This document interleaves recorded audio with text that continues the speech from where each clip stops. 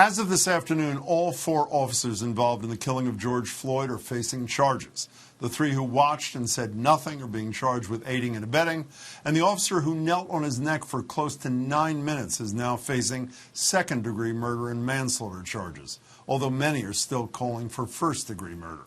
But according to Minnesota's Attorney General today, even the current charges will be difficult to convict on, and that a lot of work lies ahead both for this case and for the nation.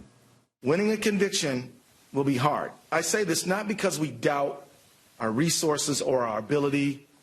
In fact, we're confident in what we're doing. But history does show that there are clear challenges here. A protest can shake a tree and can make the fruit fall down. But after that fruit is in reach, collecting it and making the jam must follow. The demonstrations and the protests are dramatic and necessary, but building just institutions is more of a slow grind, but equally important. And we have to begin that work as well. We need your energy, and we need everyone's help right now. Here in Boston, the peaceful protests that followed Floyd's killing have continued on the Boston Common this afternoon, among other areas. And in Franklin Park yesterday, where demonstrators engaged in a die-in on Blue Hill Avenue for 8 minutes and 47 seconds, the same amount of time George Floyd was held down by a Minneapolis police officer with his knee on Floyd's neck until he died, and even that didn't stop him. And as the protesters said, they were there not just for George Floyd, calling out those who think Boston is in any way immune to what's happening in the rest of the nation. You don't get to kill not one more of us. You don't get to murder not one more of us. You don't get to racially profile not one more of us. You don't get to harass not one more of us. You don't get to sit and watch us be in poverty and not do nothing. So we're going to protest. From Boston and Minneapolis to D.C. and Houston, it was a scene that's been repeated over and over again across the country in recent days, communities demanding change. So where's the president's focus in all this? Well, his re-election campaign is demanding news organizations issue corrections for describing this scene on Monday night as showing security forces using tear gas on peaceful demonstrators outside the White House. Apparently, they say, it was pepper balls and smoke canisters. A huge difference, I'm sure, to the people whose eyes and throats stung and burned in the aftermath. And also the president could walk to a church for this photo op, which he defended to Fox News radio host Brian Kilmeade today. Most religious leaders loved it, and it's only the other side that didn't like it. You know, the opposition party, as the expression goes. They burned down the church the day before. I heard how nice and wonderful the protesters were over there, really. We walked over to the church. It was very fast. I think it was very symbolic. I did hold up a Bible. I think that's a good thing, not a bad thing, and many religious leaders loved it. I know more than a few who didn't. There had also been reporting that the whole reason Trump even wanted to go to the church was because he was angry about reporting that he'd been taken to a bunker when violence began on Sunday night, which he also addressed today. It was a false report. I wasn't down. I went down during the day, and I was there for a tiny, little short period of time, and it was much more for an inspection. Inspector Trump. I'm joined now for more on all of this by Massachusetts Senator Ed Markey. Senator, thanks so much for joining me. I appreciate it. No, thanks for having me on, Jim.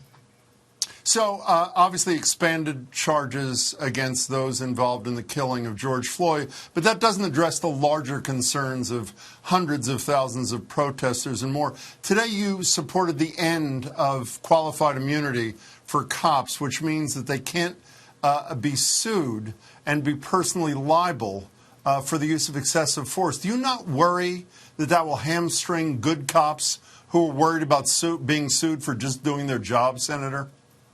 Not at all. And by the way, I agree with the decision to up the charge against that police officer. He was clearly undercharged. I think that's what the whole country saw, and they want justice. And they were not of the opinion up until this point that they were seeing it in Minnesota. So I think Keith Ellison did the right thing, and I think that that goes a long way, actually, towards helping to give people some confidence that the criminal justice system is going to work. what I did today with Cory Booker, Senator Cory Booker, and with Senator Kamala Harris was introduce a resolution. And the resolution says that we should repeal the judicially created law, which creates qualified immunity for police officers who actually kill innocent people in our country. And that civil protection against being sued by the victims' families is absolutely crazy. Okay, it actually is a judicially created exception to an actual law that was on the books. So that needs to be corrected. It's something that goes right to the core of the kind of changes which the American people are crying for, demanding on the streets of our country. All 50 states had some demonstration yesterday. So this is not something that's isolated. And from my perspective, good cops should be praised. There are cops out there taking a knee, cops out there doing their job every single day. That's not what this qualified immunity law is about. It's about saying that bad cops should not be able to escape accountability for what they did, that the family of that victim should be able to sue that bad cop.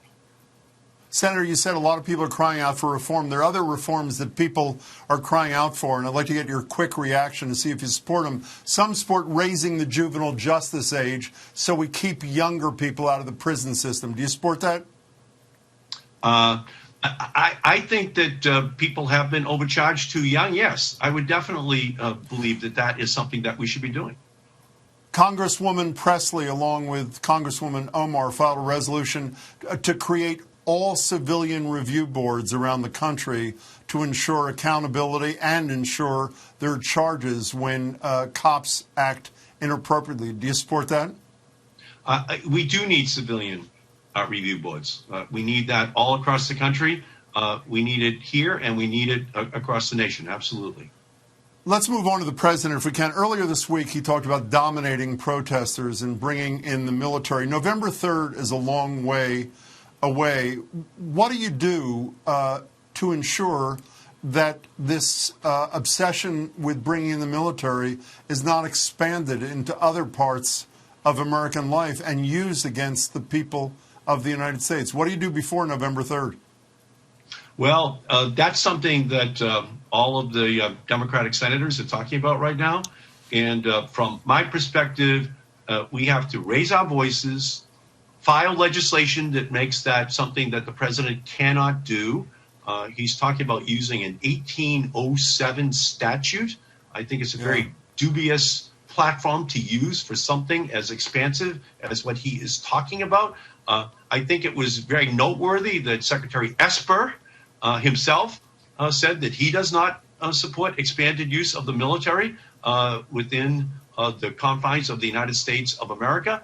And so I think we're going to find that there is Republican support for this. In the same way that we saw Republican senators condemning the president for using that church as a prop a couple of days ago, I think we're going to find that there are many senators, Republican senators, who do not want the military to be used in these civilian contexts. I'm sure you remember the president, even though he won the presidential election, talking about voter fraud. Thousands of people crossing the border into New Hampshire, students to vote, even though the Republican governor of New Hampshire said it's not true. Undocumented voters voting by the thousands, if not millions. Do you worry that he uses the military on Election Day if he thinks he's losing to, for example, I don't know, seize ballot boxes saying there's widespread fraud and he has to ensure that the vote is sacred? Do you worry about things like that? I think it could very well happen. I think it could very well be part of his ultimate political game plan. And I could see a Supreme Court case, Bush versus Gore, almost immediately. Injunctive relief so that the president could not use the military in order to impound all ballot boxes in every city and town in the United States of America just to secure his election without any evidence being presented that would demonstrate that a fraud did take place. This is a president with the highest prevarication coefficient, the biggest liar in the history of our country. And he's going to try anything. There's no question about it. But I think that it's going to be a test for our country, but I think it will fail and fail almost immediately if he seeks to do that.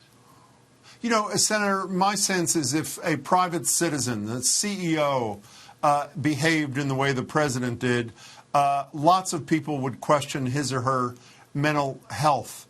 Do you question the mental health, the mental stability of the president of the United States?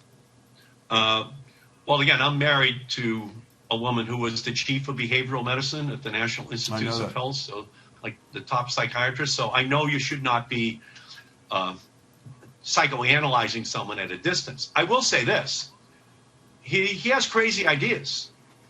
He does crazy things. The problem that we have in our country is that he has tens of millions of people who agree with him. Every single thing that he says, these voters are out there nodding their heads vigorously, clapping their hands so hard that they're bruising the palms of their hands. And so this is a problem that goes to his ability to unearth the hatred that was already there.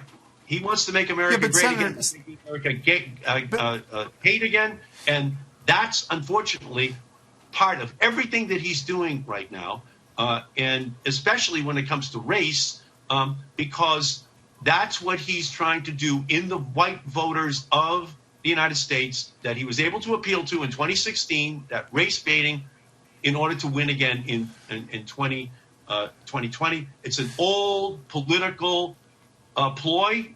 He's not the only one to use it. He's just put it on steroids, and it's just cynical.